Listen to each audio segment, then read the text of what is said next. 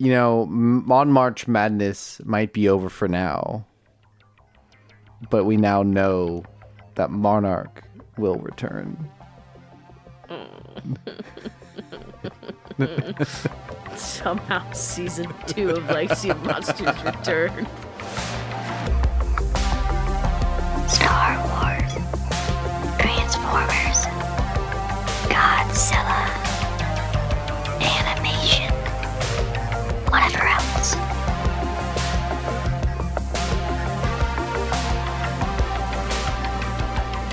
Rebels, robots, and etc. Well, it's Wednesday night, and Cameron and Rachel are hanging out yet again, which must mean that it's Starformerzilla night. Welcome to Rebels and Robots and Etc., episode 53. I'm Cameron. I'm Rachel. And this is our weekly chat about Star Wars and... Transformers. And? Etc. Animation, whatever the heck you want to talk Godzilla about. animation. We're talking about comics today, a totally visual media. Phenomenal. Yeah, so this week on the pod, we are going to catch up on the last 2 episodes of Bad Batch as part of Bad Batch Badness, which will go for another 3 episodes. Last episode was episode 11. There's 4 more episodes all the way through episode 15, which will come out on May 1st. Just thinking ahead, we need to talk about, I don't know if we need to talk about this on the podcast, but I'm thinking about, we'll talk about this in news in just a moment. What we might do the week of Star Wars Day. Submit a vote on what we should cover. But we're talking about, we're also going to finally follow up after like a month and a half, follow up on our promise of talking about this Godzilla prequel comic for Godzilla King of the Monsters. But we also got lots of news. I think we'll have a very robust news segment. Robots news. Yeah, robots. And we always start with news and recent thoughts. Rachel is our go-to source of news. Rachel, what do you got? So I'm going to start off with this. So CinemaCon was a couple weeks ago, and I don't have a video for this because I wasn't there, just FYI. They showed the first teasers for Transformers 1. The movie that's coming out later this year, yet, so. Which they've started to talk about it. I sent you a screenshot. Mm-hmm. Their Instagram posted the intro title animation, and I thought it was a trailer. And I was so upset that it wasn't a trailer. Yeah. Do you know what other? Oh, sorry.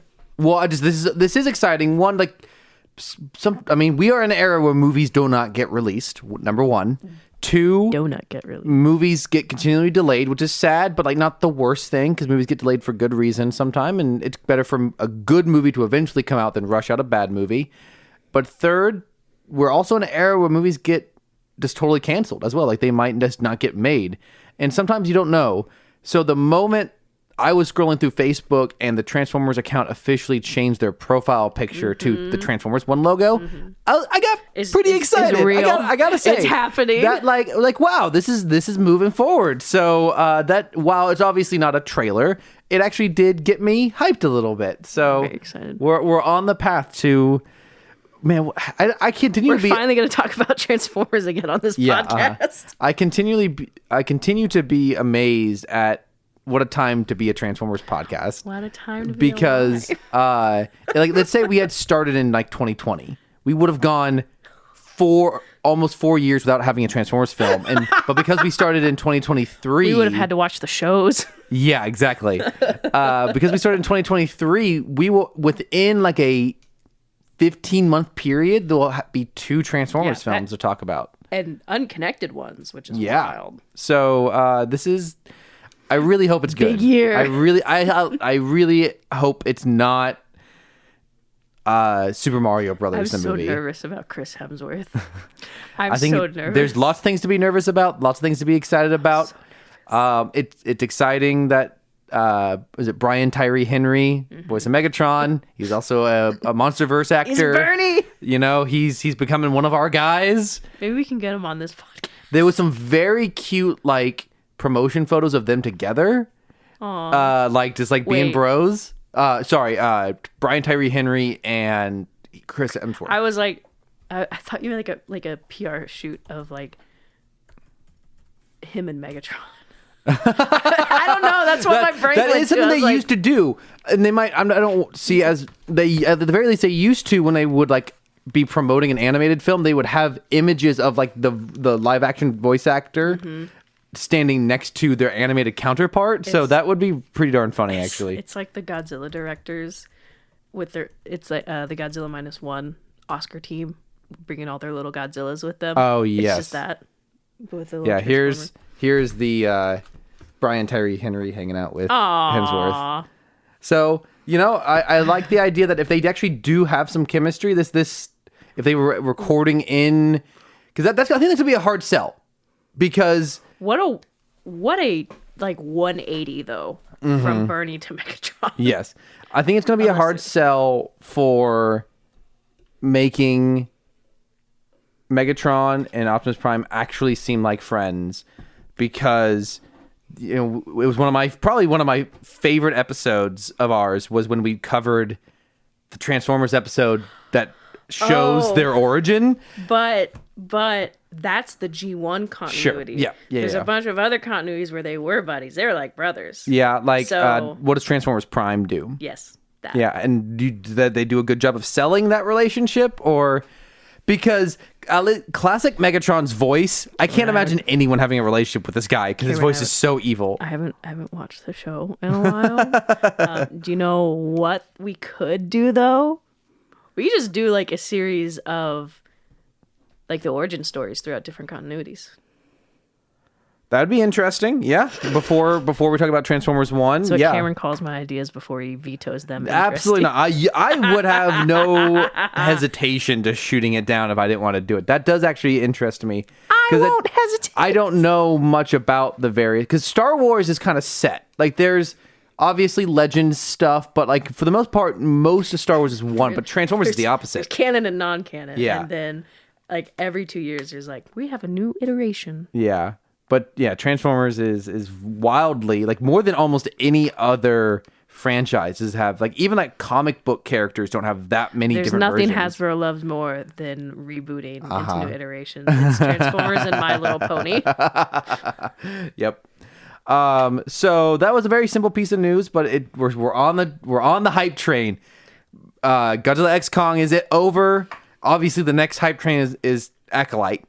But as far as films go, our next one is Transformers 1 later this year. Yeah.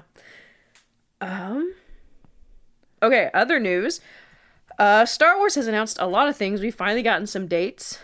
So one thing that they announced is that on May 4th, so they previously had a season of Tales of the Jedi. They're introducing a new series called Tales of the Empire.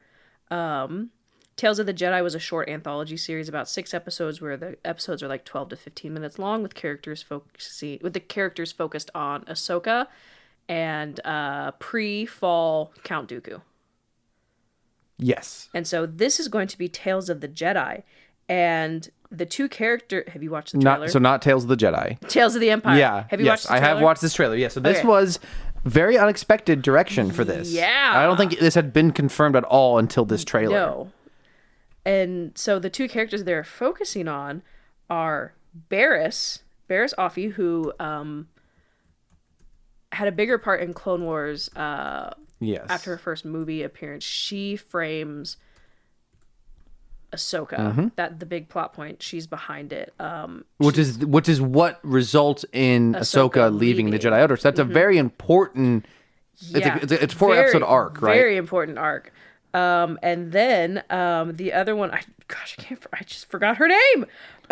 Morgan Elsbeth? Yes, Morgan Elsbeth. So a character that I really do not enjoy and don't really look forward to seeing more of, but that's me. But we might get to see some interesting history of Dathomir, but like things we know that happened on Dathomir, but have never seen. Like, for example, the extermination of the Dathomirian witches. We've never had something. Unless, I don't know if Clone Wars covered it. It's been a while since I've seen Clone Wars, and I don't go back to rewatch it. Sure, fair. But so that'll be interesting. So you can maybe see some more building of her getting involved with, not getting involved with Thrawn, but we do see Thrawn in the trailer. Yeah, Clone Wars Thrawn. He actually looks pretty good. Yeah. I mean, it looks like young Thrawn. It totally checks out. The Thrawn the Prawn is our running joke on this.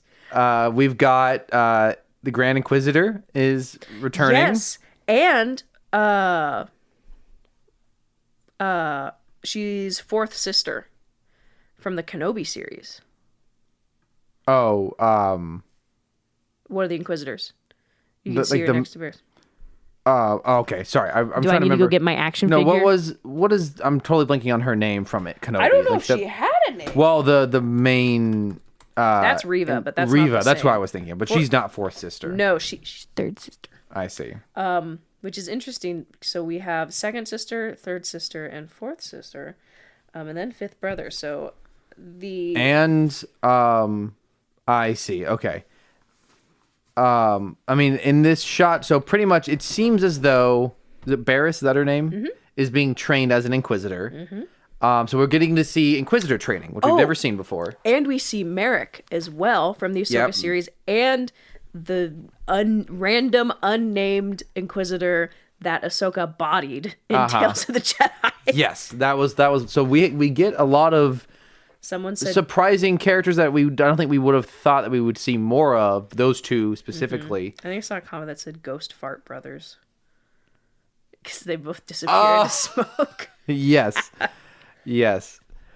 So to me, the most interesting thing in this trailer is seeing Barriss train with Inquisitor. Because we do not know what happened to her after Order 66. We don't know. She went to jail.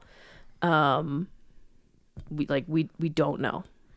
Yes. And Anakin tried to kill her though. Like even when Barriss a shot of her in this training, she falls over and a drop of blood falls on the ground, which is very uncharacteristic of Star Wars. You don't get much blood in Star Wars. So that might be indicative of, I mean, I don't think dark is inherently interesting, but like if for a story called Tales of the Empire, presumably you want it to be a little darker and more mature in its subject matter. And especially what bummed me out about watching this trailer was being in the middle of watching Bad Batch, not being a big fan of Bad Batch, not being a fan of Clone Wars, just not feeling like watching more Clone Wars adjacent, not liking Morgan Elsbeth as a character, not really caring about Barriss as a character. It just feels like it's the worst options for Cameron. There's just like not a lot here to intrigue me, but there's some imagery in this trailer that does intrigue me. The Inquisitors, Cameron. I don't know how interested I am in Morgan Elsbeth's storyline. What? If we get our first Callus appearance? I was thinking about that today because you were thinking about him too. Well, while we were watching the episode of Bad Batch together. There's some very Callus-esque things going on, and I was like, I just want to be there the moment we finally get a return of Callus in some form because I want to. I might not be able to hear anymore. You might totally destroy my eardrums, but I look forward to it. So yeah, he very well could appear in this. Look, that is I just very, think very he's possible. neat. I just think he's neat. Other notable trade to this trailer, you got Vader shows up briefly, and as we learned from the very final moment of Clone Wars Season 7 is that Vader in the Clone Wars style slaps. He does. Like I cool. appreciate what they were going for in Rebels because it was very much that whole show takes a lot of inspiration from the original Christopher McQuarrie style and concept art. I totally appreciate that, but man, just classic Vader looks so good. He does. So this who knows if they'll actually do anything with him, but you know, I wonder, what I think would be an interesting end to this character would be she figures out that he's Anakin and he just kills her. Offs her. It would make, well, I mean, at this point, he's probably still bitter about, knowing Anakin. Sure. He might still be bitter about the whole Ahsoka thing. Absolutely. Because he thinks Ahsoka's dead. He does not find out Ahsoka's alive until Rebels. Yes. To continue what you were saying about seeing the genocide of the Dathomirian people, you do have a clip in here of Morgan Elsbeth with what looks like scythe sort of things fighting Grievous. That's and your that could be wife's pretty cool. favorite. Yeah, Grievous is. Yeah. She's his favorite. So there is stuff to be interested in for sure. He is her favorite. And I think the benefit of, presuming from what Tales of the Jedi was like, short episodes, very straight and to the point storytelling.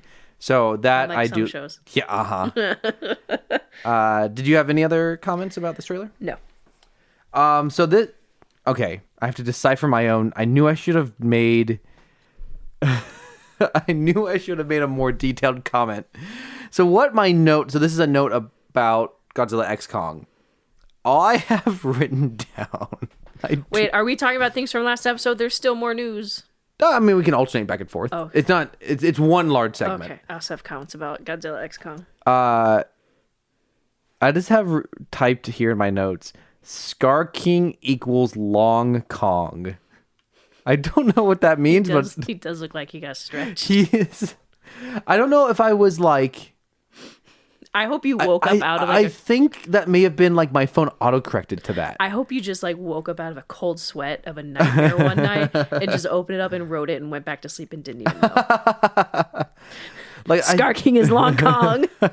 I can't remember what it was, but I think it's funny. It's a funny thing to call him, the Long Kong. Long Kong. Do you have any other news? So we did watch the Star Wars Outlaw trailer. Yes. And so looks fun. A little hesitation since it's Ubisoft, and Ubisoft is notorious for paywalls and in extra purchases inside. There's already deluxe edition. I did note, so one of the cutscenes they showed of her with Jabba is an extra thing you have to pay for. It's like an extra, so there's that thing. But what's really interesting is this takes place between episodes 5 and 6. I think that's a very interesting part to like take. I don't know. I think that's an interesting place to put that.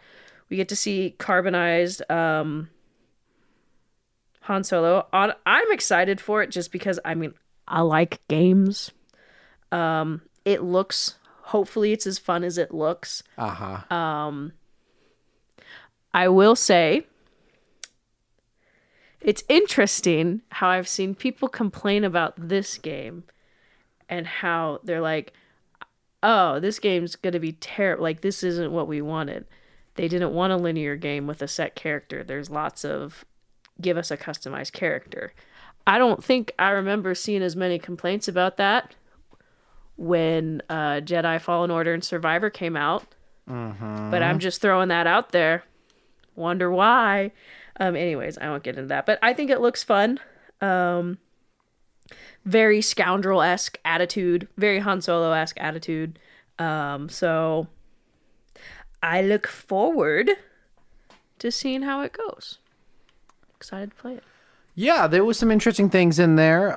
For me, I've never played Uncharted, but I got very Uncharted vibes from it, and I think that felt like an appealing aesthetic, an approach for Star Wars. Go ahead. I think we see Canto Bight in one of the shots. Oh, maybe. Very well. Supposedly Kira from Solo is in it. Oh, yes. That was the thing that I want to talk about, which is one of the most unfortunate things about Solo is it has a lot of dangling threads. Well, there's an entire comic series about Crimson Dawn. Yeah, Kira. But I'm not going to read those. Like, there's just too much to delve into with that. So I tried to read like a Poe Dameron comic once, and I got so bored. And I may have just chose a bad one. I've heard that there are comics that people like, but like for me, Star Wars really needs to be in motion. So really, that's movies, TV shows, and video games. I'm not really interested in books and comic books, and I think Kira has a lot of potential as a character. That's a lot of words. Too bad I ain't reading them. And if you don't remember, Kira is Han Solo's original love interest from the Han Solo film. And a Solo story. She effectively was going to take, I'm going to blank on his name, Red Scar guy from Solo. Played by, now I had the actor's name in my head for a second, but now it's gone too. All gone. Everyone knows the classic character from Solo, Red Scar. Dryden Voss. Dryden Voss. and he dies at the end of Solo. Womp womp. And she pretty much takes his place and goes to work alongside Maul, which we've also, in the mainline stuff, not seen anything about what the heck Crimson Dawn actually is. We know very little about what happens with Maul between him kind of escaping at the end of episode 7. How he shows up, like how he becomes part of Crimson Dawn. Yeah, Crimson Dawn was a totally new thing in Solo. And then how he leaves Crimson Dawn because he shows up as an old hermit man. Yeah, so presumably Crimson Dawn gets destroyed or he gets overthrown, maybe by Kira. At least I don't know. Maybe this is known now, but I don't know, and I would like to know.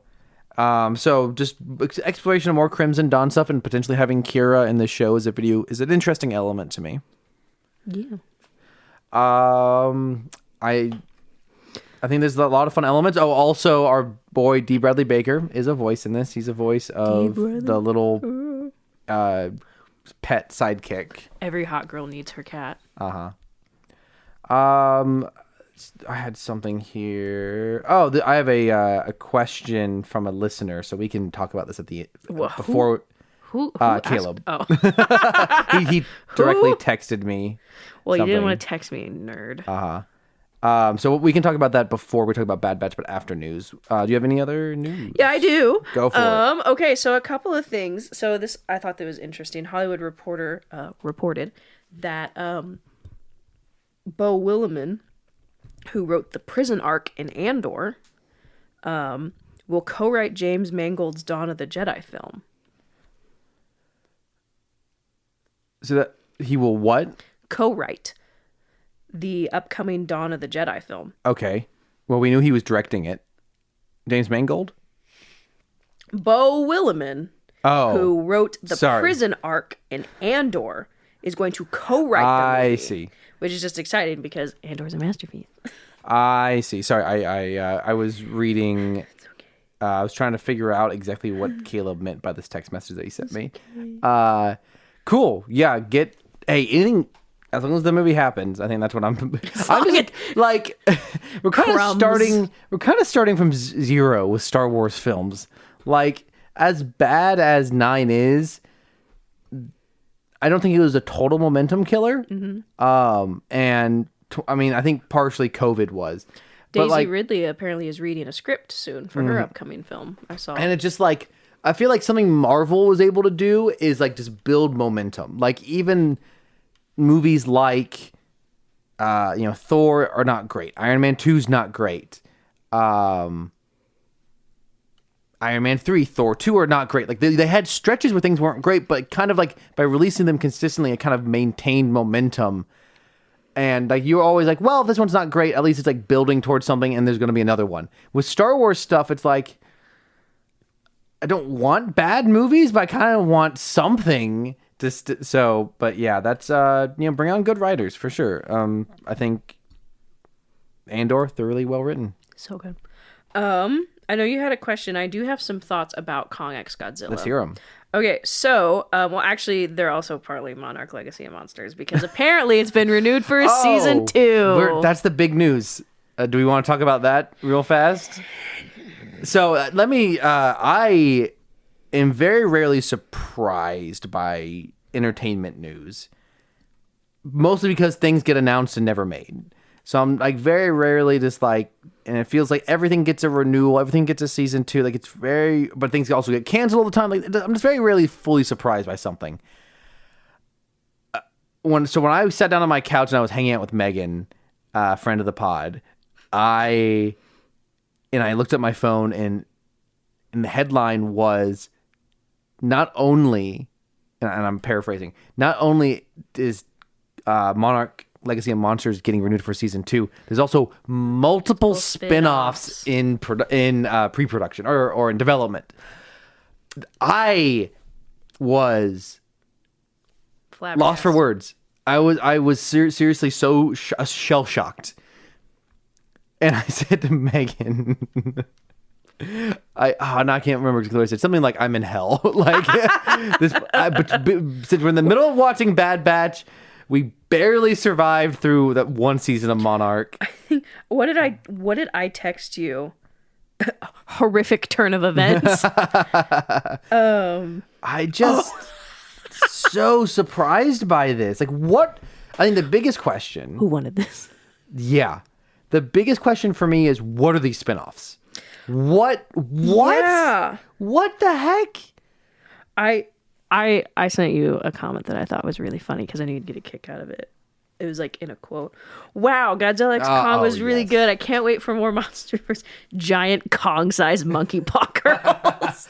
Really good comment. Very funny. So what I realized about this show, I don't know why I didn't have this thought before, but after listening back to the last episode and you very understandably being very annoyed at the lack of continuity between the movies and that show, even though that show is set in the same continuity as this, what it comes down to is this show is the equivalent of what Marvel shows used to be. Before Marvel started releasing shows on Disney Plus, they had the ABC shows, The Inhumans, and Agents of S.H.I.E.L.D. Agents of S.H.I.E.L.D., very clear parallels to Monarch. And they had the Netflix shows like Daredevil and Luke Cage.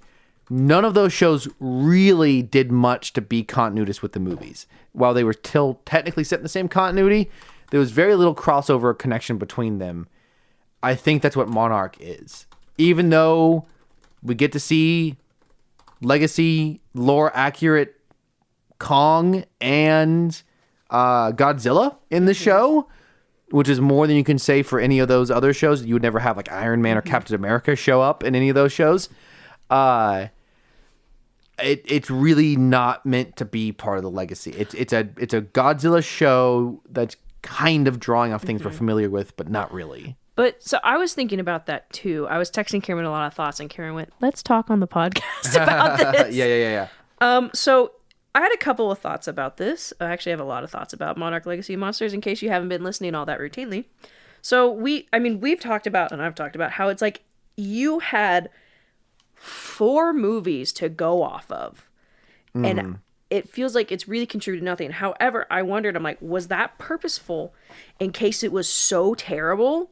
Like, it never got renewed. Was that something they did? Like, for example, I was thinking, like, why in the world did they create Access Mundi instead of just the Hollow Earth? Maybe they didn't want to give the show too much leeway with, like, the Hollow Earth or all these other things and wreck things for future movies. Maybe that was part of it. Maybe they're like, we don't want to give them too much in case everyone hates it, and we don't want that. But then that's interesting. What that makes me think is, so it starts in 2014. No, it starts in 2015 after G-Day. And when they come back out of the Hollow Earth, it's 2017. Which I'm fairly certain. Hold on, I'm going to type.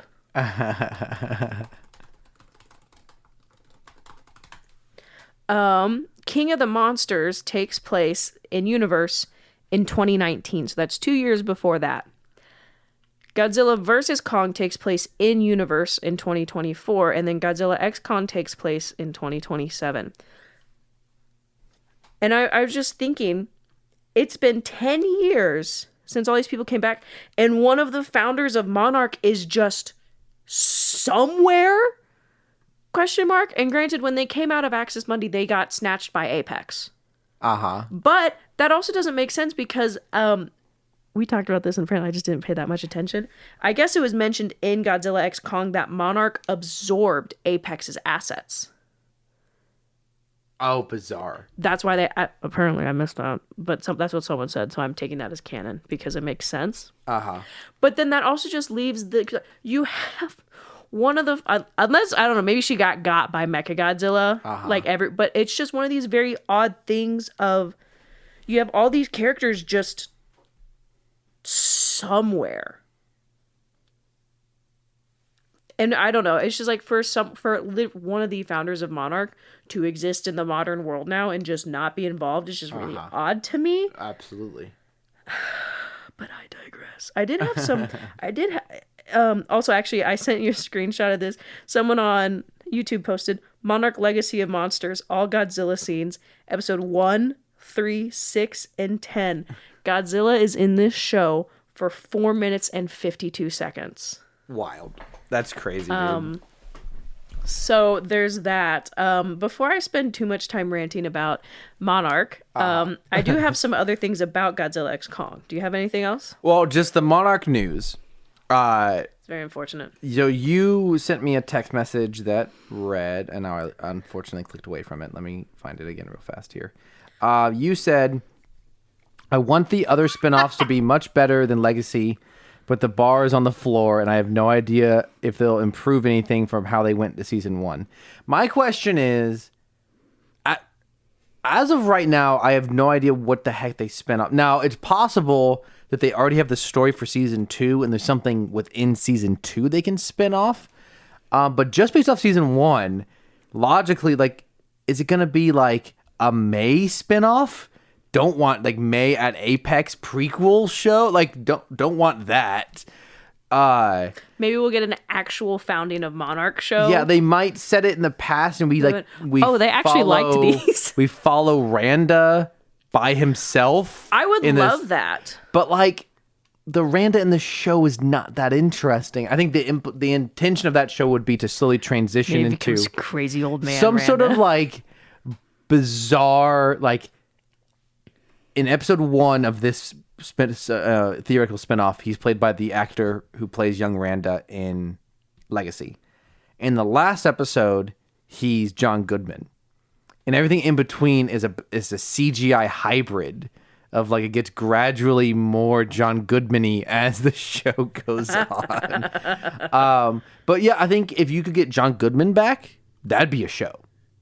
Just John Goodman as crazy Randa and bring back his assistant. The guy who played his assistant was good. Like I think there's some meat There's there. so many characters that like the characters that survive Skull Island they're not. I do not. Now here's 2 things. One, traditional streaming shows could not get someone like Tom Hiddleston, Brie Larson back. I would do it out of the goodness of my heart if I were them. But Apple Plus, man, they are willing to just throw money at stuff. And if they are sitting here saying that they are considering multiple spinoffs, they might be willing to just throw money at bringing back the Skull Island characters. They might. So those are all prequel / like they're prequel stuff. I don't want them to take, because all of the characters from Legacy of Monsters are bad. I don't see them looking at it and saying, "Oh, we can do more with this character." Like, I just don't know. Like, so I have like, is it the Iwi aren't in there? There's no who? I just don't see how you look at this show and think any of this is spinoff material. I really am so confused. Now, it could be you have like one show set on the surface and one show set in the Hollow Earth. But I don't know if like maybe they want to do a whole spinoff that's just Shaw's team in that whole like Axis Mundi, that part that they just skipped over. Yeah. Do you know what it could be? This is a bad idea. It could be. The bar is on the floor. Shoot, what is the woman who helped create Monarch? Who was also stuck in Axis Mundi? Oh, I can't remember her name. She married Bill. Yeah. Kiko, it could be about her time in Axis Mundi. None of these are good ideas. None of these are good, but I'm just trying to guess. That'd be over the course of just like 60 days, because that's how long she was in there. That's right. So that's right. I forgot. But, I just... They could be thinking about bringing some... Like, it could be a spinoff. They could... What if we got a show about Dr. Serizawa? I guess this is all... I'd be up for that. This is all pure speculation. Do you know what? They could friggin' bring back Brody from... I feel like that's inevitable. I feel like the thing that this series, this whole movie universe has not done is bring back the main character from the first film, which is... It's really strange that we have not seen him ever again. So I feel like it's kind of inevitable that he might show up again. Yeah. But until then, we have no way of knowing. It'll probably be something that's new in season 2, most likely, that we have no idea about right now. Yeah. It could be the Skull Island team about whatever the heck they've been doing. But yeah, so continue on with your Godzilla X Kong notes. This is from the novelization. So we had talked a little bit about the ape that Scar King kicked into lava. Yes. And so there was we kind of talked a little back and forth, his mom, someone he was close to. But then I remember thinking all of the Lady Kongs are in the cave. Or in Scar King's little harem cave, his little love cave. And so the novelization confirms that that ape who is friendly with Suko is not his mother or father. His name is Gnarled Finger. And he's That's Suko's phenomenal. caretaker and protector. New MVP unlocked. Because that's what they call him Suko's protector. So anyways, just some confirmation about that. And I saw some really sad comment. They made me sad. So we see that Godzilla has taken up residence in the Roman Colosseum because why not? And it's funny. It's like a cat bed. Haha, he big cat. I saw some comments that maybe Godzilla chose to sleep in the Colosseum because it looks a little similar to that underground lair he had that they nuked in King of the Monsters, and that just makes me so sad. They went and nuked his house. And so he went and found the next best thing, which that's interesting. I would pay a lot of money to go give Godzilla a pat. I just feel like tap tap. That's all my Godzilla thing, but I have one comment about Bad Batch that's not related to this episode. Okay. A Larger View of the Force podcast posted this a couple weeks ago. It was really funny. So they said, Hemlock stealing kids for Project Necromancer because Force-sensitive adults are hard to come by, while Inquisitors are dunking Jedi Masters in amber feels like a classic case of left hand not knowing what the right hand is doing in a large bureaucracy, which is so accurate because we see this in Kenobi. Yes. With all these Jedi Masters, hundreds of Jedi who are locked in amber. And I just thought that was just a really funny connection. And we see it in Fallen Order too, but I think they might, I can't remember if they're empty or not. While that's all very funny, I would say what's actually happening is Bad Batch is you cannot leave trained Jedi alive. Because they are too dangerous. They are kidnapping children for a reason. I know. But it was no very fun funny. allowed podcast. I'm just saying there is a logical explanation for it's funny. What they did say was, Force users are hard to come by. There's hard because the Inquisitors are just bodying anyone on sight. Rampart probably asked for it, and Tarkin slapped him with a glove or something. I don't know. Sure. Don't ask that. So, listener Caleb writes in. I forgot. I was like, "You ready to talk about Bad Batch?" You should try and answer the. Are you just gonna skip the comic, or you want to do it after Bad Batch? Oh shoot, I don't know. Let's just do the question. Let's go one at a time. You should try and answer the age-old question of who is more punk in Star Wars: Qui-Gon Jinn, who spends at least a third of his screen time lying and manipulating, or Benicio del Toro's character from Episode 8, DJ, the hacker. He also added that it might be Gonki, with the note that he actually meant he did not mean Gonki. He meant do you know who we haven't seen in the past 2 episodes? Gonki. MIA, bro. Oh no. He actually he's 10 feet underwater. But he didn't even mean to say Gonki. He meant to say, wow, I'm totally blank, from Rebels. Chopper. Caleb. Caleb, you mixed up Chopper and Gonki. That's Doc's level betrayal.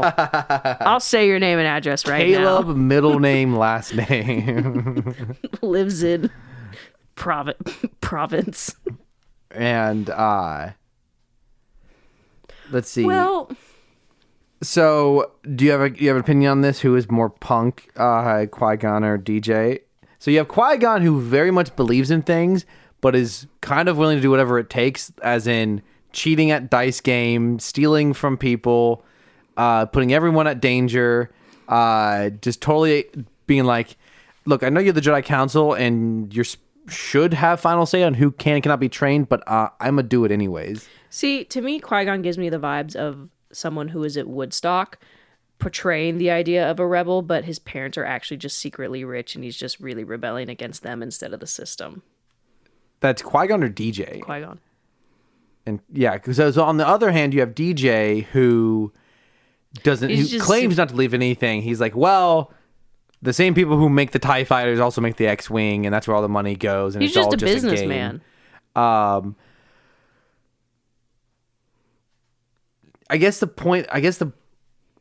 question, who is more punk, and what is the definition of punk, or who is like more of like the actual rebel? Are we talking like someone with a criminal record, or someone who listens to like Fall Out Boy and Panic at the Disco? I don't know. Qui-Gon, I think there's a lot of different ways to interpret characters. Qui-Gon more strikes me as someone who is like, I'm a Jedi, but that's more because that's how I was raised. I actually think the universe, Qui-Gon is the reason the whole Grey Jedi theory exists, I would say, is that there are Jedi who, while the way the Force is designed, you can't really dabble in both sides of the Force. I don't think that's a good definition of a Grey Jedi, because if you're using the dark side, you're not a Jedi. A quote-unquote Grey Jedi is someone who I think is totally willing to be a Jedi, but not deal with the bureaucracy of, and the, like, I don't know. That's a whole other topic. I think that we've gone way off on. I don't know who's more punk. I don't know. DJ's pretty punk. He falls asleep in a prison cell that he can easily break out of. It's not just a phase, Mom. His banter with Finn? B8. Oh, BB-8 is hilarious. Just like anyone who can just immediately befriend droids is pretty cool, because there's so many people who just immediately hate droids in Star Wars universe. So that's pretty dope. It's kind of like he seems like he could get along with anyone who's a somewhat cool character. But then his betrayal at the end is he betrays him for money, which is not very punk. Like punk is supposed to be people who are like anti-establishment, and he feels kind of just like more like chaotic neutral. I mean, if the government gave me like $10 million, I'd probably take it. If a fascist government who is like gonna kill first of all, this is not our government, at least depending on who you talk to. Ooh, yeah, the First Order, FBI agents. The First Order is not the government either. Ignore that. Yeah, the First Order is not the government. The First Order is a like fascist regime who's trying to. They're neo-Nazis. So I get. Now, if it was literally just trading for his own life, that's one thing, but he traded for a lot of money. So that's not very punk of him. On the other hand, though, Qui-Gon caused the fall of all the...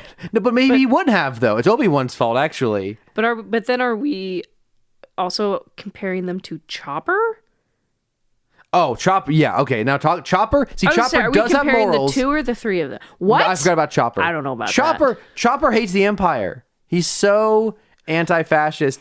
He helps good guys. Now he's got an attitude. Honestly, okay, let's talk about recent characters who I think actually are punk. It would be Spider-Punk from British punk. Across the Spider-Verse. Yeah. That's actually a punk character because he believes in something and he doesn't conform to systems, and that's like a key defining element of his personality. That's very punk. Chopper fits that perfectly. Yeah, out of the 3 of them, it's absolutely Chopper. Yeah, I would be very afraid if I was on an Imperial ship and I saw that little guy. I'd be very scared. Qui-Gon is that guy who works in your office, but you don't know why because he doesn't follow any rules. And DJ is someone who who works in your office and you're like, why are you still here? Who has never worked before, and you don't know how he has money. And then it turns out he just informed the government a couple of times. Average unemployed friend on a Tuesday. Yeah, exactly. But Chopper, true rebel, true punk. Great question, Caleb. Thanks for that. We had a really great phone call the other day. He's been rewatching the prequels, and we had a good conversation about Mace Windu, and that will need to be a topic for another time. But we had a really good long conversation about what the Jedi were doing. Were they right to be so mean to Anakin? And why, if they hated him so much, why did they say he was the chosen one? Did they think he was the chosen one? Is he the chosen one? All that stuff. Great topic for discussion some other time.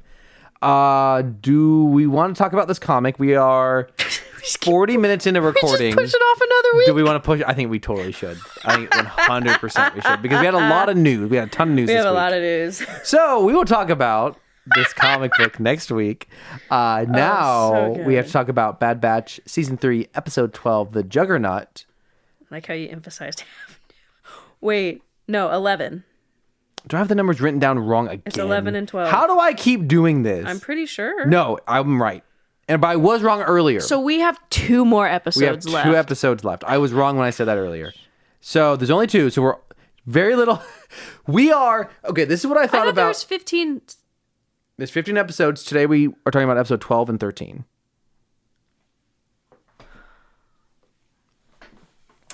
And I've heard the last 2 episodes are just 20 minutes. Each? That's what I've heard. Oh. No combined. Yeah, I mean, dude, I think my prediction last week might be kind of accurate, that this show does not actually have it. Like, after thinking about it, Star Wars shows do not have endings at all. Like, none of them do. Like, Andor kind of will, because all of the other characters in Andor, but maybe it won't. Kenobi does not have an ending. Mandalorian yet to have an ending. That's kind of understandable, though. Clone Wars doesn't, plot-wise, does not resolve anything. Rebels, lots of open-ended elements. The only characters who have an ending in that show are the ones who died. Wait, nuh-uh. Who get to? Oh, okay. What do you mean? What are you thinking? I was like, Alice and Zeb. Yes, yeah. They're roommates. That is a pretty good ending. But yeah, the main characters from Rebels don't exactly have an ending. We couldn't say Boba Fett does not accomplish anything. We couldn't say if the Resistance show has an ending because we haven't watched it. Yeah. I can't imagine being only one season. So there's only one season. I believe so. Oh shoot. That's another reason I've never watched it, is even if it's good, it just, which I really I've heard some people say it's okay, but most people, this show might just not end, dude. Like, it might, like, the show is technically over, but like, we might not get much resolution in or our they next 2 just weeks. start another spinoff. Yeah, it's an Omega. It's just like they split off into 3 different shows. It's like Omega and Hunter, Wrecker and Echo. It's just a Rampart and Crosshair, Gonky and Fee. just buddy cops all over the place. A whole Pabu spinoff. No, a spinoff about those kids they saved. Those clone kids. Oh god. They're gonna grow up into older clones. Oh no.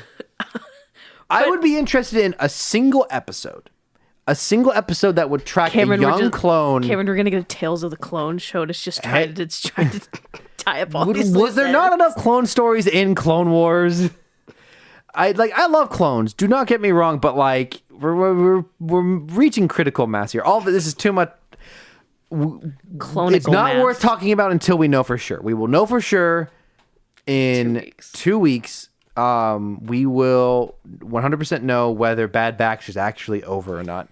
Can you imagine if it just got canceled? Like, they didn't actually, that they had already like finished the season and then they canceled and they just didn't like tell us that it's not going to end. That would be wild. Imagine if Bad Batch continues in a comic that I will never read. That'd be unfortunate. I might read it. If Bad Batch continued, just because I gotta know the ending. I gotta friggin' see the Clone Uprising. That would be a good show on its own, I think. But one season. Mm-hmm. One season of... Sorry, I'm listening to the dogs yapping. So, upstairs. Regardless, back to the subject at hand. Episode 12, pretty slight episode. Like, not much actually happens. It's auto-corrected Tantus to Mantis. So it says Omega arrives on Mantis. Just on a flying, praying Mantis. That's actually the name of the ship from Fallen Order. Oh, is it really? Yeah, they call it Mantis. Oh, that's funny. Grease's that's ship. really funny. Wow, can you imagine this tied into like Jedi Survivor or Fallen Order? Oh my gosh. And so when Omega arrives, she's sent to the quote unquote the vault with Emery. The child room. And Emery actually expresses some like emotion. She says that she's alive. She's happy to see Omega alive, which made me realize that is the whole point of episode 10. That whole long episode where Emery is like quote unquote developed was for that one line of dialogue, I think. And that one line of dialogue would have made sense regardless. So like I would totally like understand if like we have not seen Emery, which we wouldn't have even thought about her. If we had not seen her since the beginning of the season, Omega arrives back on Tantus, and she just has changed as a result of seeing Omega escape. That development can happen off screen. It's actually better if it happens because then we can see more from the eyes of Omega. Of she is left and returned, and suddenly Emery's acting a little differently. That's way better, actually, in my mind. We don't need episode 10, is what I'm saying. Cameron, we don't need this season. So you need to recount to me. This was very funny what you told me. Recount to me your reaction to Crosshair revealing that he actually has a way to find Tantus. Can I say my genuine reaction? Yeah. You could have bleep it. Athena, be ready to write down this time code. I don't know. I can censor myself. Okay. No, actually, no. You get ready for it. Because this is a real reaction. And no, actually, hold on. Let's cut this out. I don't know if my mom knows that I cuss. You've done it on this pod. I have. So anyways. So they're talking about, oh no, how are we going to get back to Tantus? Because this whole season is getting back to Tantus. And Wrecker and Hunter are like, what are we going to do? And Crosshair just goes, there's someone who might know. Or he makes a comment that's like, that he knows someone who might know the coordinates. And I'm standing right here in my kitchen. I've got my hands on my hips, dad stance. I'm just watching it and just immediate, Crosshair, are you kidding me? And like, oh my gosh. And they're like, why didn't you tell us? And I'm like, yeah, Crosshair, why didn't you tell us? And he's like, well, I didn't want to go back. And I'm like, oh, I guess you've got a point. You were in the trenches a little bit there, but I was just kind of like, this in episode 11 out of 15 was just so annoying. I was just like, are you kidding me? So it switched. I think we get this scene first, and it switches to who he knows that knows. And it's Admiral Rampart, the antagonist from the first season, who is arrested in season 2. Yes. The Emperor pulled a Yule switcheroo and threw him under the bus. And so Rampart is on a jail mining planet. Well, he's specifically at a labor camp. Yeah, he's at a labor camp. Rough, dude. And Rampart looks 3 years deep into an engineering degree. He's got long hair. He's got a very unkempt beard. He truly looks like he's been going through it. I did not recognize him at all at first. Yeah. I was like, who is this? And then it wasn't until the second scene that they pull him back. And I was like, that's Rampart? I was like, wow. and before they get there, though, I did not have a lot of notes on this one. They are still on Pabu. And why does everyone want to go back to Pabu? They're still on Pabu, and Fee shows up. Oh, yeah. And they ask her, how did you get in? Because she was not on Pabu when the Empire invaded. Yeah. And she said, I came into the secret cave. Oh, my gosh. This is the third time. This is the third time someone's gotten on Pabu through that cave. It's a small island.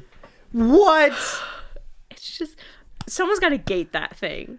It needs to be a gated community. Like, wouldn't this be one of the Empire's first, like, lockdown protocols? Make sure there's no, like, secret caves. Like, It's so funny that this has been so consistent. Like, this is the one time it benefited the Bad Batch, but like, man, it just further proves how easy it is to sneak onto this island. Bad hiding place, after all. So I thought that was funny. My other note for the rest, other than I think it's a pretty decent episode. Yeah, I actually enjoyed it overall. It doesn't really develop or cause anything, but I was like, for like a more action oriented episode, they end up these big tank things that we've seen in Revenge of the Sith and Mandalorian. They stole them, and it's what Jyn Erso is like being transported in when they capture her at the beginning of Rogue One. These things are fun. You're being rescued. Yes, exactly. These are fun vehicles. So the fact that you get like two of them fighting in this very monster truck. Yeah, it's a good time. My favorite part though is the way that Crosshair says the word terminal. Use a terminal at one of the checkpoints. A terminal. A terminal. Because you're terrible.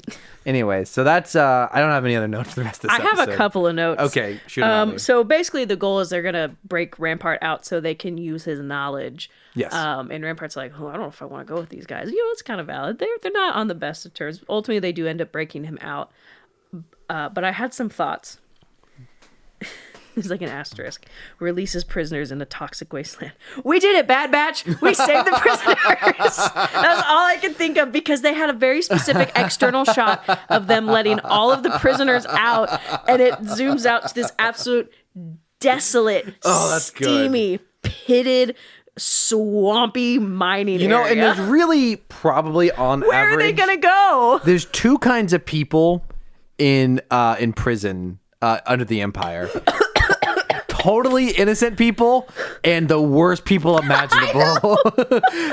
So it's like there's people you cannot trust that you do not want to take back to society, but then you have totally innocent civilians and they are now stuck there with those actual criminals. That's your spinoff show right there. But like, where are they going to go? They can either die in the wasteland because we know what the Empire does with their mining.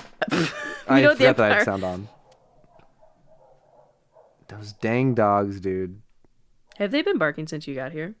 Pretty much. Cool. I'm going to submit another report to my landlord. I'm that person. Don't let your...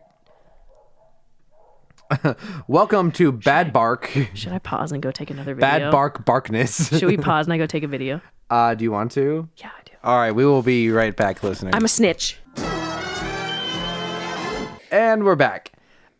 So, a note, I was just skimming through the episode trying to find what you were talking about with the prisoners being released in the wasteland, and it reminded me when they get on the tank and they go into the room where the stormtroopers and the prisoners actually are within the tank. Mm-hmm. Crosshair does this like ricochet shot where it like ricochets off and it takes out one or two stormtroopers.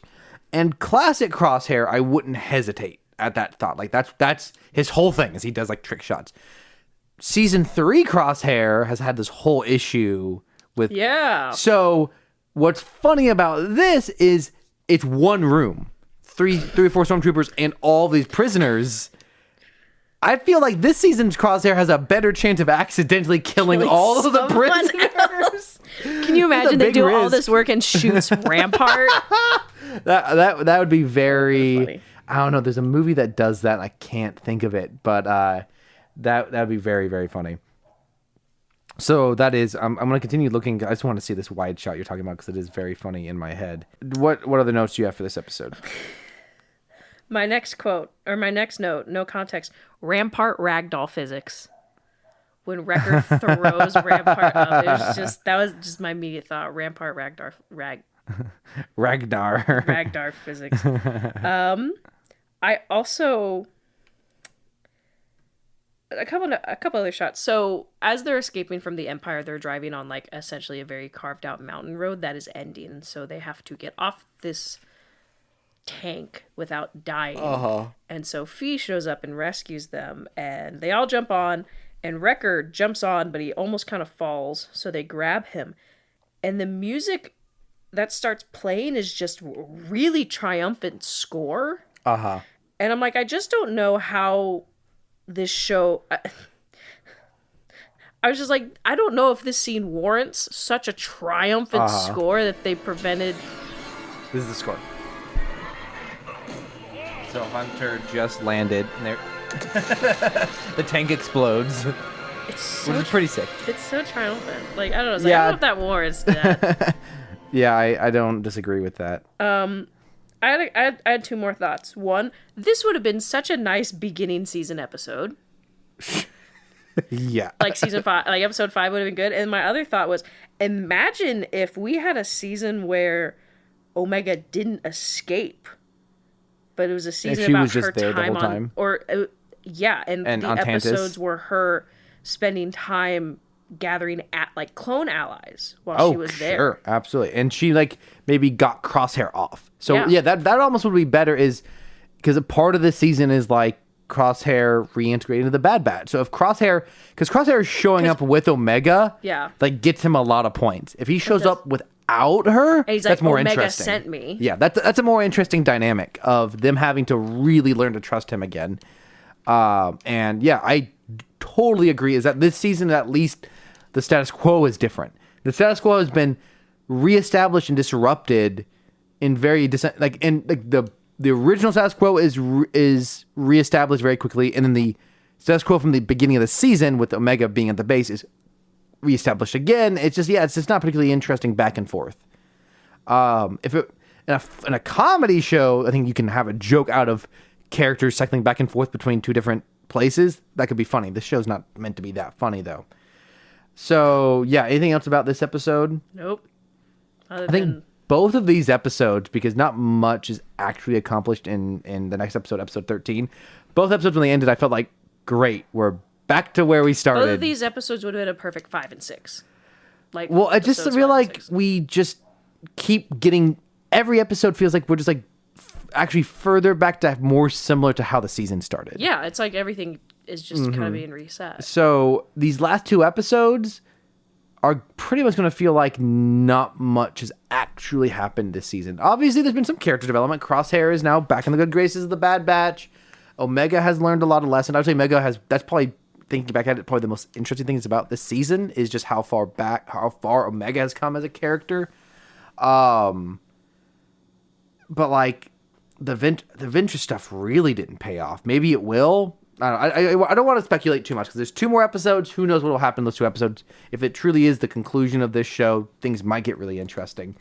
But episode 13, which is called Into the Breach. I read it as Into the Beach, and I was like, no! Oh, yeah. Yeah, we said, oh, no, a beach episode. Very typical for the third to last episode of Bad Batch. You came out just firing buckets on funny comments. So it starts off with Omega sitting very, very sadly in her cell in her white uniform. Everything is very colorless, and you just say, oh no, they took away her personality. Which is really funny to me because I feel like sometimes the way people make dystopic media or like bad situations, and it feels like that is the worst possible thing. Like, they're killing people, they're setting fire to babies, there's no food, but the worst thing is we can't express our personality. Like, it often feels like it's the worst thing of dystopias is that personality is gone. Well, it's like, yeah, you need reasons to live. There are things that the human body and the human spirit needs more than just, practical needs, but there is a hierarchy of needs. So that was funny to me. The other one was, so it cuts out to the rest of the children's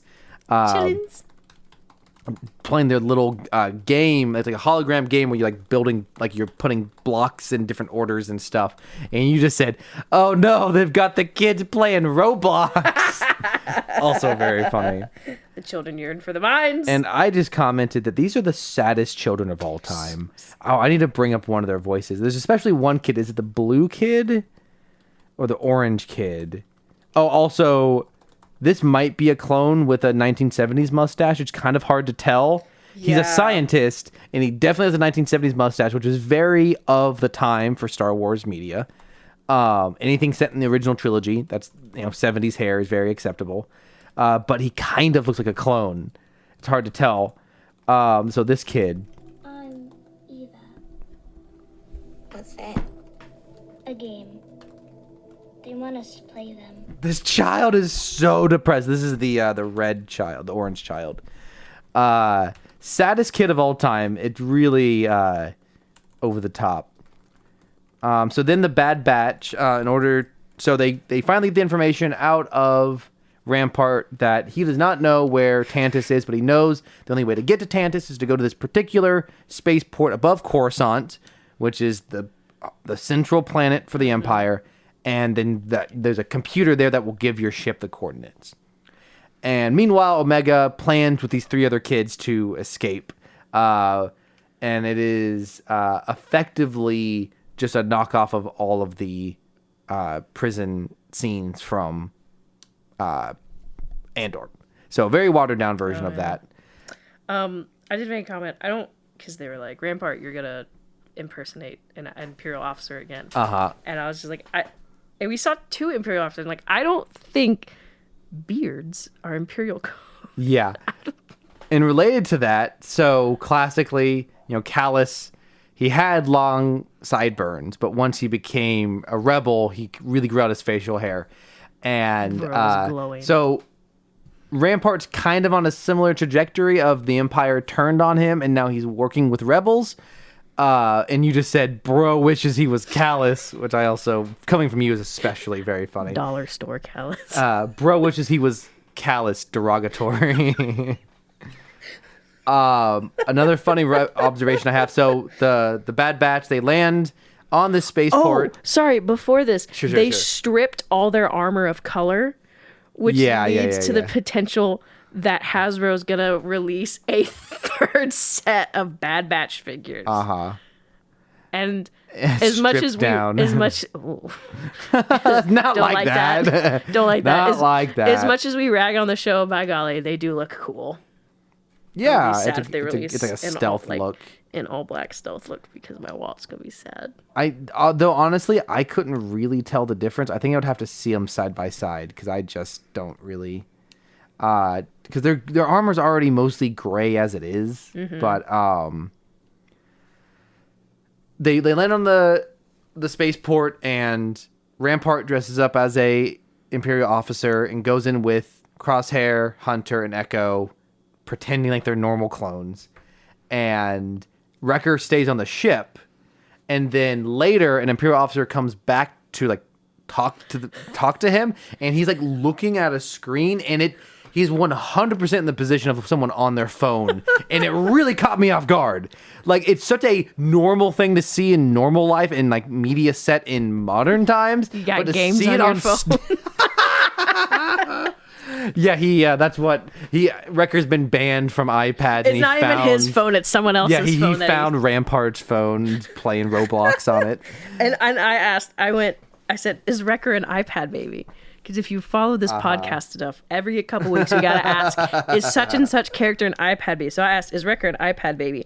And you just said, "I think all clones are iPad babies." It's how they're raised. It absolutely is.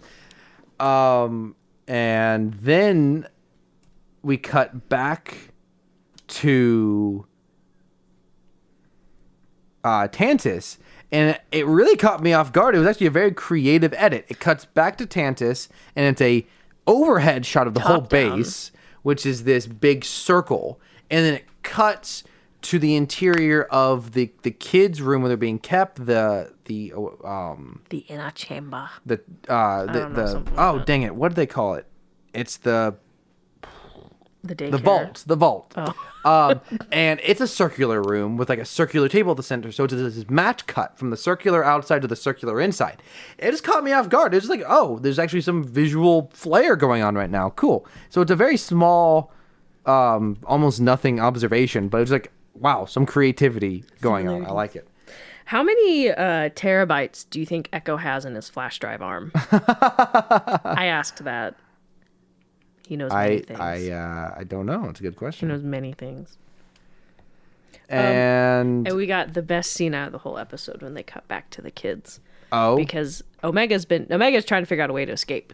She's smart. She's resourceful. She's snagged a tool from Emery when she wasn't looking, and so she's going to figure out where the samples are going, because she's like, that's our way out of the vault. And she's telling this to the kids, and I just took this over. Sorry. No, keep going. No, please. So they're watched all the time, so they have to be careful. So she attempts to go try to escape, or at least like investigate to see where this subject. So when she gets up and goes back to her little quarters, and one of the other scientists, not Emery, notices this and immediately goes down to the vault. She's like, something sketchy's going on. I was like, man, these kids can't do anything. And so Omega starts prying off these pieces off the wall where the blood samples go. And honestly, I'm not sure who designed this as a wall material, because she bumps them and they a bunch fall out. It's almost like shingles. And so there's just like some tension. Like, is she gonna get caught? Is she gonna get caught? She doesn't get caught. She manages to put all the shingles back on the wall before the other scientist gets there, and the scientist is super suspicious, and then she leaves. Omega comes back, and the kids are asking, like, did it work? She's like, it did work. And we get the most important scene out of this whole season, if you ask me. We see I can't remember her name, but she's the blue little girl, and she's holding the baby. There's the doggos again. She's holding the baby that Cad Bane kidnapped, whose name is Bairn, Bayrn, and he's got his little doll, and he's trying to feed his little doll these little cube toys they've been given, and he's the most precious thing. It is a nice little detail, for sure. If anything happens to Bairn, I'll kill everyone in this room, and then myself. I have that written down. You said that while we were watching. Very funny. He's just so cute. And then at some point, like, while they're like planning their escape and they're kind of executing, you just started going, child riot, child riot, child riot. Child riot. Hey. I only have one more note. And that's, so if you have anything else, and this is at the very end of the episode. I don't have anything else. So it pretty much ends with there's a ship going back to Tantus, and the only way to get on the ship is for Echo to go on. Because for some reason he doesn't show up as a human on scanners. And so he is going to sneak onto the ship, and then the plan is for the rest of the Bad Batch to follow. And for some reason that there's a bunch of exposition. That plan's not going to work. So what Wrecker decides to do is this was always the plan, to at the last second attach. So Echo's going to sneak onto the ship and disable the proximity sensors so that the Bad Batch can attach their ship to this Imperial ship at the last second. Well, it's very, very tight timing, like really tight. And the ship has to like pivot upside down, and then it's got to like click on right before they go into hyperspace. And it felt very Interstellar. That scene from Interstellar where the space station is rotating and they have to like match the rotation and attach on. It was not nearly that good. So the show has got some cheap knockoff elements. It's cheaply knocking off Andor. It's cheaply knocking off that scene from Interstellar, which feels, but that kind of makes the episode seem worse than it is. Like, this was very similar to the last episode. It's like that's fine. Like, it kind of sucks that this is almost the end of this third season show, and it does not feel like there's any momentum. Like, I know. Like, the build up to once you got to a certain point in Andor season 1, that show feels like it is like building towards something. Like, every episode is ratcheting up the suspense. Every episode makes you feel like something dramatic is happening. Every episode feels like makes me feel something. What's up? That eulogy makes me feel something. The end of the last season of Rebels feels like, wow, we've been building towards this. This show just feels like, we'll get there when we get there. Let's just take us some pit stops on the way. Maybe that's the way it wanted to go. And maybe like you theorized, maybe there was supposed to be a fourth season, and they didn't get the go-ahead for it. Yeah, if the show was more episodic, this supposed season 4 just becomes lost media like the rest of season 7 of Clone Wars. Yeah, it just like I'm not like totally knocking on shows that are episodic. I'm not saying every single show needs to have a big ongoing plot and build up and payoff. Because we talk a lot about pacing and absolutely build up and taking things slow, but it's hard when a show seems to just kind of shoot itself in the foot every single episode. Like this show is plot driven. Technically, like it does have a plot. It does have something. It has mystery. It has intrigue. It has things it's trying to do. I mean, I think, okay, maybe we unfairly put the the clone rebellion on it, but that feels like that's what this show should be about. It feels like it's what they're alluding to. Yeah, it feels like it was setting it up. Again, we talked about season 2 had them setting up the clones getting, fired effectively. Like that, the breadcrumbs are there. It just feels like the show so frequently feels so uninterested in actually progressing its own plot, and these episodes really emphasize that because they're not bad. Like this show, I think that's the biggest bummer. This is not a terrible show that's squandering a bad plot. It's a decent show that's misusing its plot when it could have been good. Like this same team of people. I'm not saying that they need to change the story. They need to change their emphasis. They need to change what they're focusing on, and those dogs need to change their volume. So I don't really have much else to say. That's about it for me. That's all I got. Cool. Well, that moves us on to Meme Minute, but it's longer than a minute. But is it longer than a meme parsec or a meme astrosecond? We will leave that for you to decide. Rachel, do you have any videos this week? I have 3 videos. So do I. One of them is an unknown Instagram reel, and I love those because I never remember what they are. Same. POV, you stared into the eclipse. Are you ready? Sorry. Yes, go for it. POV, you stared into the eclipse. Oh, yes, I saw this. That's a good one. And it is a video from Godzilla versus Kong of Godzilla firing his atomic beam directly into the camera. Rip cameraman. But it just cuts off right at the pure white, and it's very funny. Oh, man, none of my links are loading. This sucks. Well, do you want me to play mine?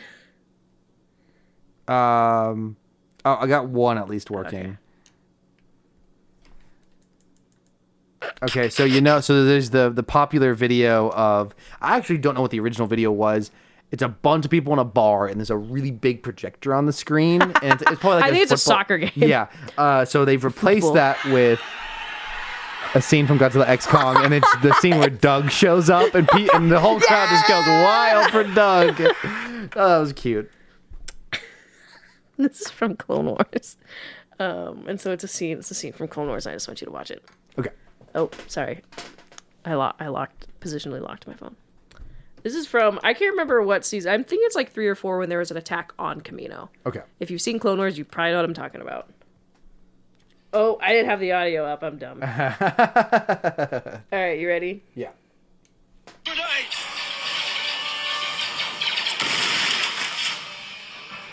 Thanks, 99. Good job. Look out! There's more!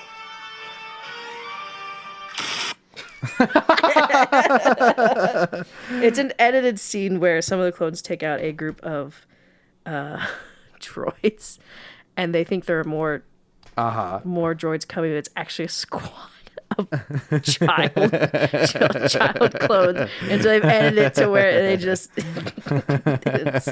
didn't realize in time. That's really good. I really like that. Okay. Okay, I can get it to load on my laptop, so I'll try to bring it up full screen on my laptop. Oh, vintage. Wow, it's so small. Well, that's because it's zoomed out. Oh. Now I see. Okay. So this is a video that says Godzilla getting ready to freaking obliterate Kong. Sorry, the noise is not working. There it goes. What the hell is even that? Okay. Here we go. My yard. I'm with Harvey. Daddy, chill.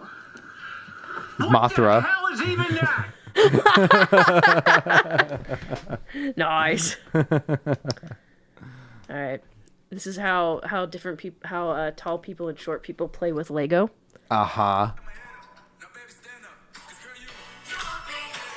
So tall people, they're playing with the Legos.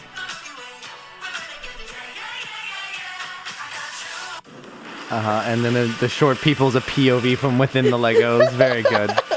Very, very good. With the deep fried March music.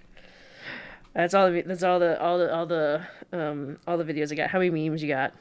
So I have one more video. I'm trying. Man, why do Instagram links just not like to work on mobile? It's bizarre. Hold on. Sorry. Give me just a second here. Well, this page. Okay, this one's not even available anymore at all. It looks like. So memes. I believe I have 10 or 11 memes. Rachel, how many memes do you have? 19. That's not bad. Oh, okay. Do you want to save some for later, or do you want to do all of them this week? I guess I could save some for It's up to you. I have 12. Do you want to start fresh next, or do we go through them, start fresh? What do you mean? Next week? Start fresh? Some of mine have watermarks. We'd probably be fine. Okay.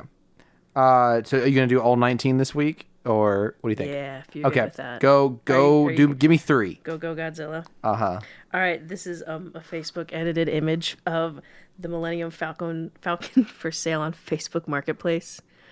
Harrison Dilla commented, "Is this still available?" Han Solo, "Yes." Harrison Dilla, not surprised. No words needed. But it's the woman in the pool helping a woman while another kid drowns, and then there's this like the skeleton underwater, and the kid being helped is Wrecker. The kid drowning. I assume this is a shot of Gonki disappearing. No, that's it's fire. I can't really tell what it is. That's the Marauder ship. Just the fact that like the ship is on fire. Okay. Oh, so it was the Bad Batch's ship on fire, and then Gonki is in. Okay, I get it. That's really good. Gonki is the one that's drowning. That's really funny. That's so good. Oh, that's amazing. You want to explain that one? Oh, I love it. If you've seen a Stonks meme, that's all you need to know. And it's a picture of Godzilla with the upward arrow saying Screonk. Well, Screonk is like Screonk is the noise he makes. It's the way most people write out his phonetic noise. Screonks. And Godzilla's just like doing this like backwards, 2 arms up pose next to the graph in the background. So good. What else you got? Well, that was 3. Was it? You told me to show 3. There was the Screonks and the water one. And the Facebook Marketplace one. Oh, right. Okay. This is an obligatory visual meme, which you already did anyways. It just says, "Rate my whip." Oh. I know. This shouldn't be that upsetting, but it is. I don't like that. It's a AT-AT walker. Sorry, AT-ST walker, which is like the classic like chicken walker where like the legs go backwards. But instead of the classic like big bulky square head, it has the ball body of a TIE fighter, and it just looks wrong. It just looks like it shouldn't be operational. What else you got? Do I do another 3? Give me 2. 2. Sorry, this is really funny to me. Crosshair, where's the kid? It's Drake and Josh caught inside the treehouse where there's no door except the door is caught on. But Josh is Hunter and Drake is Crosshair. So Drake, where's the door? Okay, 2. Everyone was so busy asking who's the Last Jedi that no one bothered to ask how's the Last Jedi. And it's a behind-the-scenes pictures of sad Mark Hamill from Return of the Jedi. Classic. You've heard of Godzilla -1. Well, here's Ghidorah -2. I almost added that one today. It's just Ghidorah with one head. Like anytime and no wings. I'm now realizing.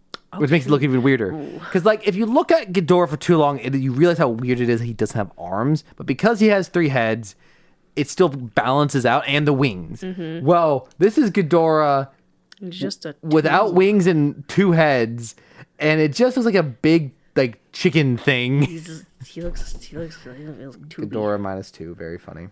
What else you got? I gotta get my news from a trusted source. It's a newscast with Godzilla and Mechagodzilla. I love it. That's great. What else you got? Well, okay, do you want me to show 2 each time? Because now I have shown you 3 Should be only 6, 4, right? 5, 6, yeah. Yeah, so you still have 12 left? Yeah. So go show me another one now. Another visual one. They don't even have dental. So they don't even have dental, which is a Shrek from Shrek 2. Shrek is Kong. Donkey is totally blanking on his name. Zuko, yeah. And Puss in Boots is, I assume, Doug. No, it's Godzilla. Oh, that doesn't make any sense, but okay. It is still funny. This is like a text message, and someone has sent someone an image, which I'll describe in a moment. And the response is, I enjoy a little tomfoolery every now and then, but you have gone too far. And here's the image. It's shirtless. It's like a simple drawing of shirtless Kylo Ren. It's like a wiki but drawing. his arms are TIE Fighter wings. It's like just the top half of his body with TIE Fighter, but then his arms come out of the TIE Fighter wings and they're really long. It's a very upsetting image. What else you got? Quit playing.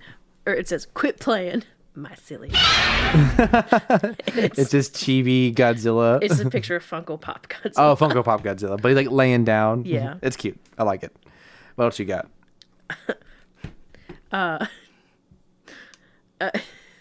From when Mace Windu goes to confront Palpatine, sure. And he's labeled as worship leader. The clique will decide your tempo, and Palpatine is drummer. I am the tempo. Some live music band content there. This is, I feel like we get this meme format every time something new is released, but it's still funny to me. It's an image of a man standing in a very beautifully lit field, and his arms are up towards the sun, but in the sun is both Godzilla -1 and Godzilla X Kong. Nice. I'm like, this is a vibe. This is where we're at right now. This is a good vibe. We have 2 phenomenal Godzilla So films good. come out within 6 months. So good. Can you imagine if -1 and X Kong had been bad? This podcast would be a very different tone. It'd be a really different tone. Welcome back to Rebels and Robots and Etc. We're never talking about anything ever again. That scene from say our second SpongeBob reference when Patchy feels betrayed by SpongeBob and he's like just tearing up all of his SpongeBob stuff. This give me one more meme of yours. Speaking of SpongeBob references. The unofficial additional subject of Rebels and Robots. SpongeBob episodes be silly as hell, then have shots like this. So so you have all like the random like close up, very detailed drawn frames from SpongeBob, and what am I looking at? This is bizarre. This is a behind the scenes of the. I believe it's oh shoot, I don't actually know. It's some sort of behind the scenes of a classic Godzilla movie. I thought it was Biollante, but I might be wrong. It's like a close up of project. It's a close up of some monster's like face or something, but it's hard to tell exactly what it is. There was it's unnerving though, but there was a scrapped project before 1998, which we don't talk about that Godzilla. An American one or yes? Oh, interesting. There was a bunch of stuff. Interesting. So this is like a comic of like it's all like scribbled out, and this guy's like by himself, like it's all black, and the guy's like it's very clearly supposed to like represent like depression, like someone off by themselves, and then all the black is gone because someone has entered the room, and this person is reacting and has pink cheeks. Sorry, my phone is freaking out right now. I cannot get back to where I was because it refuses to let me. What is this? Okay. Sorry, I didn't know how to operate my phone for a second. Someone enters the room. OMG, King Ghidorah, hi! Ghidorah stands 64. All right. Know the work rules. Appropriate. Godzilla X Kong Godzilla. I sprint and jump like a person. Aw, you're sweet. inappropriate 1998 Godzilla. I sprint and jump like a person. Hello, human resources. You know what? There's ways of doing it poorly and there's ways of doing it well. That's a good example. This is captioned, I had an idea. So the absolute all-time iconic scene from Godzilla X Kong will surely be when Kong uses Suko as nunchucks and fights the other Kongs. Well, Suko is kind of a Kong parallel Godzilla. In classic Godzilla had a little Godzilla named Manila. Well, so someone in very high detail drew Godzilla fighting another monster with Manila. No! So obligatory visual joke, but so funny. Speaking of SpongeBob references. Keep going. Keep rolling with them. I didn't realize I had two of these SpongeBob episodes be silly as hell, and then they got one shot like this. It's a Shin Godzilla. That's true, man. That's true. So I feel like for this to be fully funny, there's a meme format called Steal His Look. It'll be like Squidward, and SpongeBob off the top of my head, and it'll be like his shirt, and it'll be like $3,000 Gucci polo. Well, this is Steal His Look, but it's Kong, and it's like Ruby's Kong adult inflatable costume, $89.99. Hasbro Marvel Legos Infinity Gauntlet, $134.99 because of the mech arm from the new movie. Oh, that was good. What else you got? I have 7 more memes, so keep going. Clearly, you don't own an air fryer. Yep, it's just like snarky Kong. Those have been going around. Oh, this is not a meme. This was supposed to go in my meme format. So I will real fast save that in that folder. Okay, I have one less meme than I thought. It's just an image. So this is kind of a meta meme about what it's like to find things for Meme Minute. It's just an image of Starscream on a turret firing, and it says, "I'm taking your meme no matter what the cost." That's me on Twitter. I'm so sorry if you follow us on Twitter and you find something that you're like, I made that. I sometimes I gotta snatch things. It's an honor to be on Meme Minute. Corporate needs you to find the differences between this picture and this picture. Godzilla, they're the same picture, and it's the Roman Colosseum and a cat bed. Very good. It seems to be, it's like this is actually a format of, it's like an image from like an old PlayStation like magazine, and it says the PlayStation can produce mind-boggling effects, and it's low polygon CGI Obi-Wan from Attack of the Clones. I don't like that. What else you got? No words.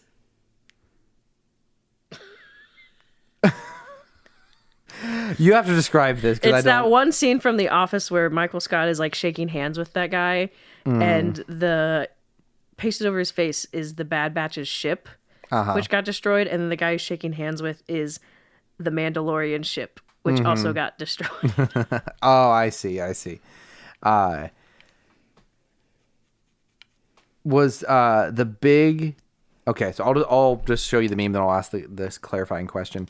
It's Manny the Mammoth from Ice Age, and it says plus Sid the Sloth, and it's Behemoth. Is Behemoth from the Titanverse, the giant... I think that's... Yeah. Oh, yeah. Oh. And it shows it's Manny the I forgot the word. Mammoth. Thank you. Plus Sid the Sloth equals this big slothy mammoth thing from the Titan universe, or the legendary Monsterverse. What else you got? You ready? Yes. Hope you listen. How many memes do you have left? 4. Give me 2. You can just read it for yourself. So we've got what I presume is just read the caption. Optimus Prime and Ultra Magnus aren't technically brothers, but they are semi-related because they are semis. Great. And delete the pod. Okay, emergency. Athena, emergency, delete the pod. Is she in there? No, where is she? She's not even here. She ran because of your jokes. Give me another meme. I hope she's in my room. I hope she didn't sneak out in the hallway when I had the door open. That would have been bad. if Godzilla is woke, then how do you explain this? And it's from a children's book. Good night, Godzilla, King of the Monsters. Pleasant dreams. And it's a picture of him sleeping. Very cute.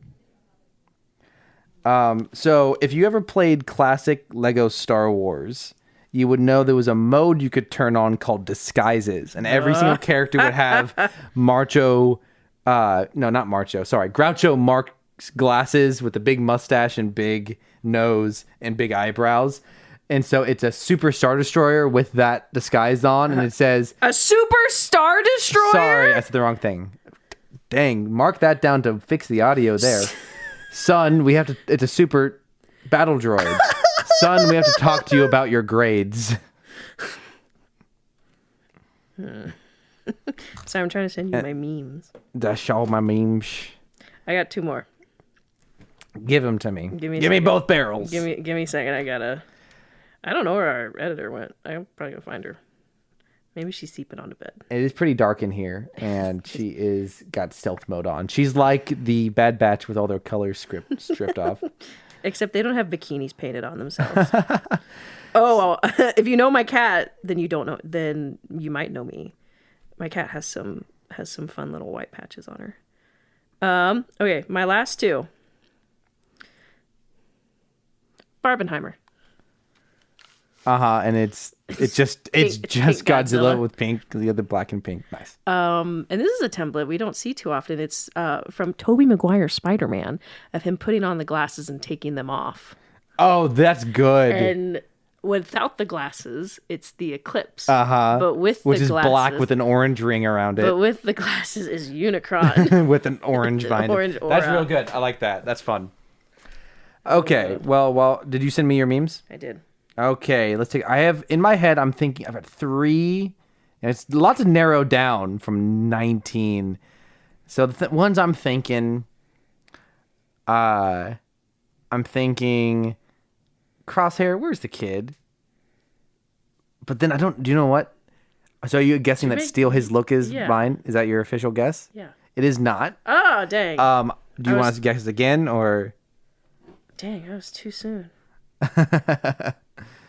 You want to guess again? You want me to tell you? Also, we know now that Caleb likes to guess along at home, and he's gotten it wrong every time. Is it the King Ghidorah one? It is not. It is neither King Ghidorah one. Which one is it?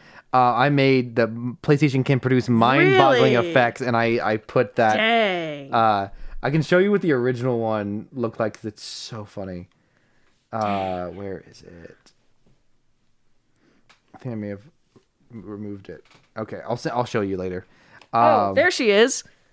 Oh, she's in the cat bed. She's in the cat bed. Like Godzilla in the Coliseum. She's in the cat bed. You know, if the Crosshair Crosshair and Hunter, Drake and Josh one is you, I'd be very impressed because Drake is away from the camera and the Crosshair helmet is also away from the helmet, which I think would be impressive to find that shot. So I'm thinking they don't even have dental. Shrek one. And I'm not looking at you for reaction, so I'm not sitting here cheating. I'm speaking out loud. I had 2 others that I was thinking. What were they? Oh, the ships one from The Office makes sense for you. Oh man, it's hard. Man, I've lost so many weeks in a row. I'm losing my touch. I'm gonna guess The Office with the 2 ships. You're wrong. Sorry. Is it the Shrek one? It is. Dang it! Oh, I should have gone with my first reaction. I was nervous when I made it because I was like, I said this in the theater. Oh, that's why it felt so familiar. When Scar King laughed at him, I went, they don't even have dental. Yeah. That's good. Yeah. Oh, we didn't really explain the joke, which is that they do Kong needs dental work done in the movie. And when he goes down to the hollower part of the Hollow Earth, Scar King sees it and laughs at him. Yeah, he monkey laughs. Dang. Which is weird. I am now back at 500 with 14 and 14. And you are at 16 and 11. Not bad. Not bad. You're still ahead of me. I don't. And currently, before Caleb texts us with his answer, he likes to do a lot of double or nothing, and he's 0-8 right now. Well, great. That's the end of the show. Thank you so much for joining us. We'll definitely have to talk about our plans. Actually, we will have potentially some fun original content. So, if I remember correctly, Tales of the Empire comes out on Star Wars Day. Mm-hmm. And I would have suggested that we podcast on that day instead, but we both have something to do that day. Yes. And we will be out of town as a result of this thing. And this thing that we are going to, which involves friend of the show, Caleb. So it'll be fun to talk to him in person. There's going to be a Star Wars thing happening near where we're going to be. So we might go to that and might have some fun stories. I am carpooling with two other mutual friends of ours, and they also expressed interest in attending that. Oh, very cool. Because I went, do you know what's on the same day? And is like, really close. And they went, what? And I went, this.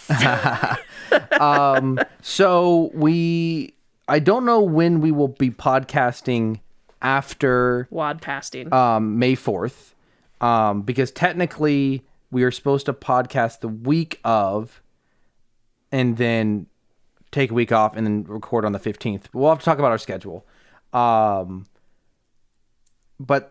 the next, I think we would want to podcast on May 1st for sure, because that is going to be season finale of Bad Batch. Yeah. Should probably watch it.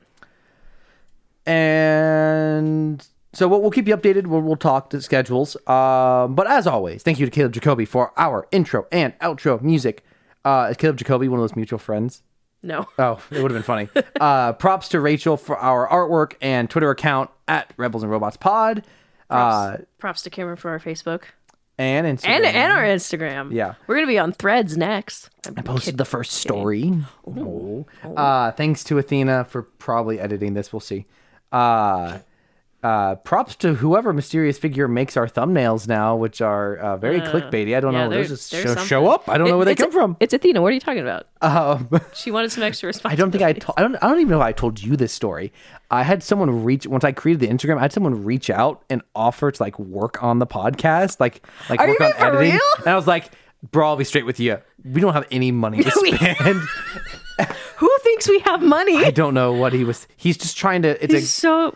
It was appreciated, but in terms of money, we have no money. It was pretty obvious quickly that we showed up in his algorithm because he was friends on Instagram with my younger brother, and he was a producer on a podcast that my brother had been on, and real podcast. But he did not realize that when he reached out. So he actually just saw our podcast and just reached out. Way. So that gives us a little bit of legitimacy that people think we have money to spend. Yeah, who thinks we have?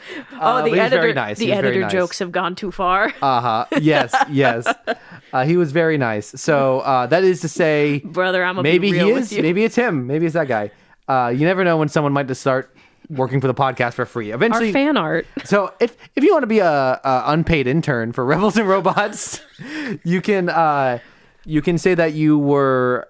You can put us down as references on your resume. Yeah, you can put on your resume that you worked on a podcast. You can't say successful podcast, but you can say podcast.